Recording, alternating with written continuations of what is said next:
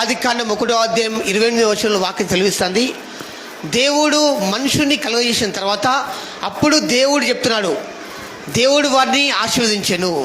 ఎట్లనగా మీరు ఫలించి అభివృద్ధి పొంది విస్తరించి భూమి నిండించి దాన్ని లోపరుచుకోండి.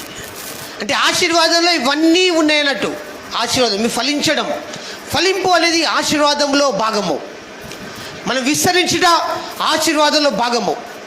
మనం భూమి నిండించుట ఆశీర్వాదంలో ఒక భాగము. మనం అధికారం చేయుట ఆశీర్వాదంలో ఒక భాగం. చూడండి, నేను ఈ విధంగా ఉంటే బాగుండు అనుకుంటావు, కానీ నువ్వు దేవుని ప్రకారంగా నువ్వు ఎక్కడ ఉన్నా కానీ నువ్వు దీవించబడతావు. ఇక్కడ ఇస్సాకుతో దేవుడు చెప్తున్న మాట, నువ్వు ఐగుప్తు దేశానికి వెళ్ళకు, నువ్వు ఇక్కడనే ఉండు అని చెప్పినప్పుడు దేవుని మాట ప్రకారం ఆయన అక్కడే ఉన్నాడు. అంటే మరి ఆ దేశం ఎట్లా ఉంది? ఆయన ఉన్న దేశము అంటే చుట్టూ కరువు ఉన్నది.